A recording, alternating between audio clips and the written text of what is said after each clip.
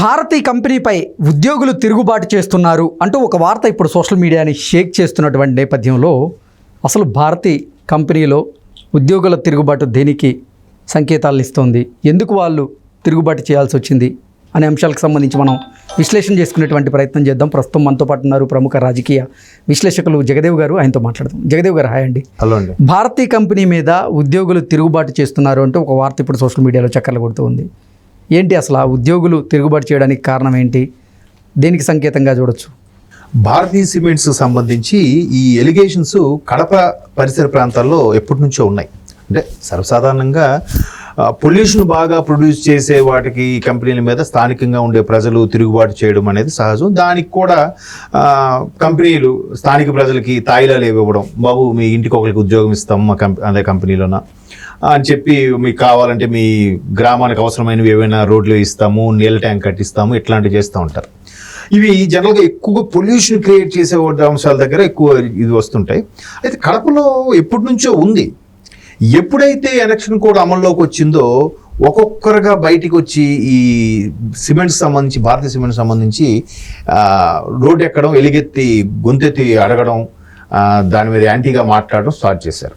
అంటే మరి ముందంతా ప్రభుత్వం ఉందని భయపడ్డారో లేదంటే కొన్ని రకాల అరాచక శక్తులకి లోబడి పనిచేశారో తెలియదు. కానీ ఎప్పుడైతే ఎన్నికలు కూడా అమల్లోకి వచ్చాక ఒకరిద్దరు గలం ఎత్తి మాట్లాడారంట. అయితే ఈ పోలింగ్ అయిపోయిన తర్వాత కంప్లీట్ వెర్షన్ మారిపోయింది. మొన్న 13 తేదీన పోలింగ్ అయిన తర్వాత ఏదైతే సిమెంట్ సంబంధించి ఉందో దాని మీద ఒకేసారి ఒక 10-20 మంది వెళ్ళి గట్టిగా మాట్లాడడం. అప్పటికీ వాళ్ళు ఏం రెస్పాండ్ అవ్వకపోతే లారీ లోడ్లు వెళ్తున్న సిమెంట్ బస్తాలు, లారీ లోడ్లు ఉన్నాయి కదా, వాటిని కూడా ఆపారట. ఆపి ఒక 2-3 గట్టిగా మాట్లాడడం, తర్వాత ఆ డ్రైవర్లకి ఇక్కడ స్థానికంగా ఉండే ప్రజలకి గొడవలు జరగడం, ఇవన్నీ కూడా బయటికి న్యూస్కి రావడం లేదు. కానీ కొన్ని ఛానల్స్లో మాత్రం ఈ వార్తలు వచ్చాయి. సో ఇప్పుడు అక్కడ మాట్లాడుకున్నది ఏంటంటే, అరే మరి ఈ నిజంగా పొల్యూషన్ అనేది ఉంటే ముందు నుంచి ఎందుకు మాట్లాడలేదు, ఇప్పుడు కొత్తగా రావడం ఏంటి? దీని మీద కూడా ఒక రకమైన రాజకీయం చేసే ప్రయత్నం చేస్తున్నారు. ఎట్లా అంటే ఇంకా ఈ ప్రభుత్వ హయాం అయిపోయింది, నెక్స్ట్ వీళ్ళు ప్రభుత్వం వచ్చేస్తుందని కాన్ఫిడెన్స్తో కూటమిలోకి సంబంధించిన వ్యక్తులే అక్కడ స్థానికంగా ఉండే ప్రజలకి ఉసుగొలుపుతున్నారనే వార్తలు కూడా వచ్చాయి. అయితే దానికి వాళ్ళు నిజంగా ఒక కూటమి నుంచి లేదంటే ప్రతిపక్షాలు, ప్రత్యర్థులు ఎవరైతే ఉన్నారో వాళ్ళు ఉసుగొలిపితే 1 రోజు 2 రోజుల్లో ఉంటుంది ఆవేశం.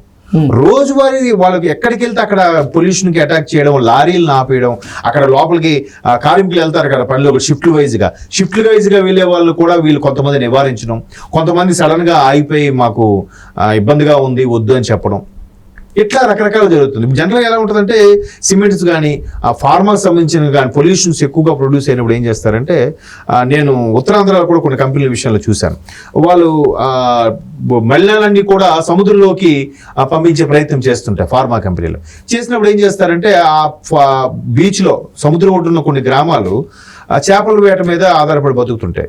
ఇట్లా ఈ మలినాలన్నీ పంపించడం వల్ల తీర ప్రాంతంలో ఉన్న చేపలు చనిపోవడం గట్రా అయితే ఈ తీర ప్రాంతంలో వాళ్ళు ఫ్యాక్టరీ మీద అటాక్ వెళ్తే వాళ్ళకు లేదండి మేము కావాలంటే పైప్ లైన్ ఇంకా సముద్రం లోపల వరకు వేసేలా అక్కడ కలిపేలాగా చేస్తాము అని చెప్పి వాళ్ళు ఒప్పించి ఇంటికి ఒక బోట్ ఇవ్వడం, లేదా వాళ్ళ ఇంట్లో ఉండే పిల్లలకి ఉద్యోగం ఇవ్వడం, ఇట్లా కాంప్రమైజ్ చేస్తూ ఉంటారు. ఆ స్థానికంగా ఉండే సర్పంచ్ని వాడిని కొంచెం లోపరుచుకొని వాడికి తాయిలాలు ఇవ్వడం, ఇట్లాగా చేస్తూ ఉంటారు.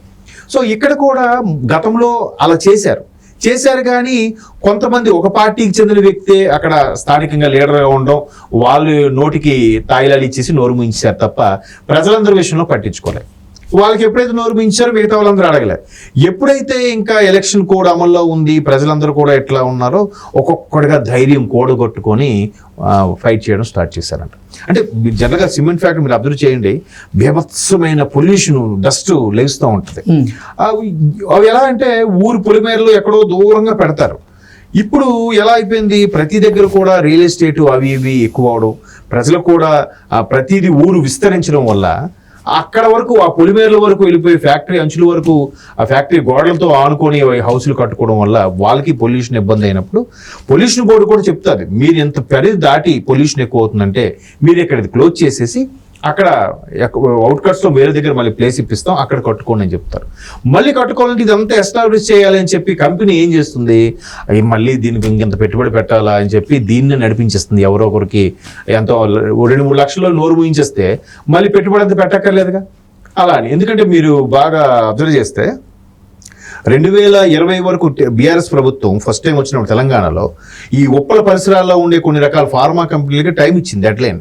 మీకు మ్యాక్సిమం 2019 ఎండింగ్ 2020కి ఏప్రిల్ వరకు మీకు ఛాన్స్ ఇస్తున్నాం.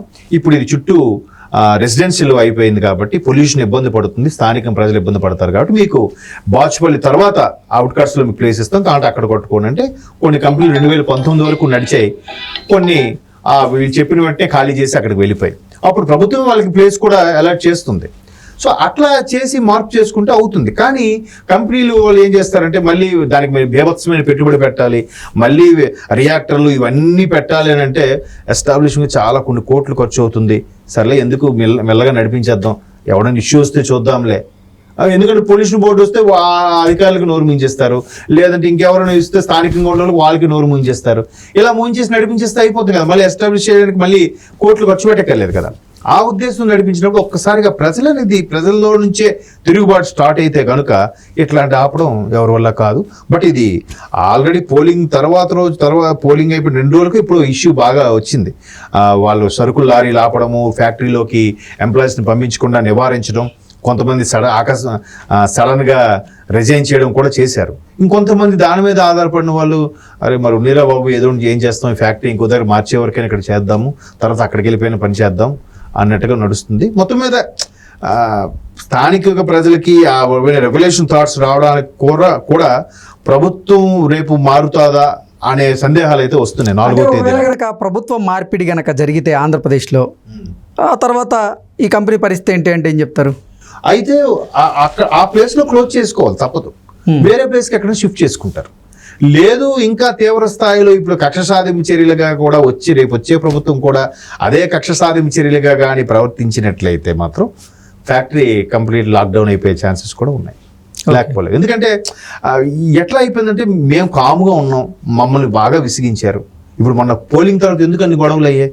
అరే ఇంకా మీ 5 ఏళ్ళు మీద అయిపోయిందిరా, నెక్స్ట్ 5 ఏళ్ళు మాదేరా అని చెప్పి వీళ్ళు, అరే మీ 5 ఏళ్ళు కాదురా నెక్స్ట్ మేమేలా వస్తాం అని చెప్పి వాళ్ళు ఒకరికొకరు కోట్లాడుకోవడం, ఆ ఘర్షణలు ఎందుకు జరిగాయి? జనరల్గా పోలింగ్ అయిపోయిన తర్వాత ప్రశాంతంగా అయిపోతుంది, కౌంటింగ్ వరకు ఎవరు నోరెత్తాడు. మరి పోలింగ్ అయిన తర్వాత ఎందుకు అంత స్థాయిలో వచ్చింది?